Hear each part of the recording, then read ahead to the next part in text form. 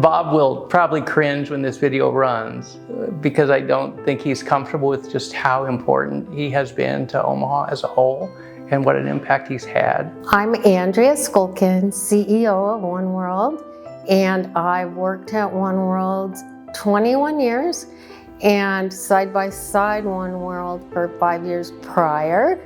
When the community came together to support us to create a pharmacy, Bob was the first one to say, or one of the first ones to say, we're in.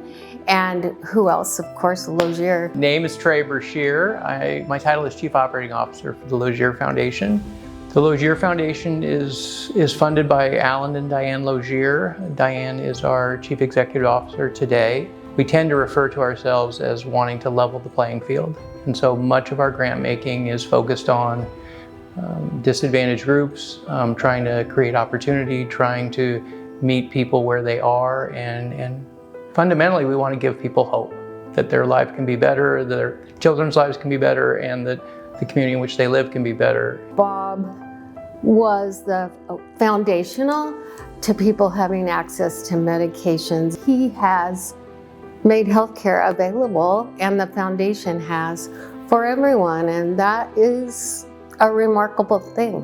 One World's one of Omaha's crown jewels, and I think Bob would take a little bit of credit for advocating for it and like being a champion and advocating for funding from our foundation. So it's one of his favorites, and I'm tickled that he's receiving this award tonight.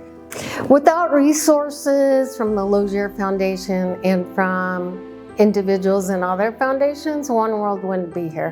One World would not be able to provide the care that we provide. He has impacted lives, he has impacted organizations, and he had a reputation, does have a reputation for being kind of this growly, kind of curmudgeonly sort. But if you broke through that, if you could answer the questions, if you were serious about your work, if you were serious about kind of the intentionality of what you were doing, he was your biggest champion. And so One World, the baby boutique, like he loved that. He loved to come back. He would always be so excited. The energy that came from providing necessary supplies to new mothers or new families was just something that, you know, the public wouldn't necessarily see that side of Bob, but he absolutely had it. And so One World was always one of his favorite nonprofits. He thought the world of the team there, the leadership and the mission. Without him, we wouldn't have the resource to do what we do. One World is not charity. It is economic development. It is community building. The wealth gap and the health gap are essentially the same story told in different numbers.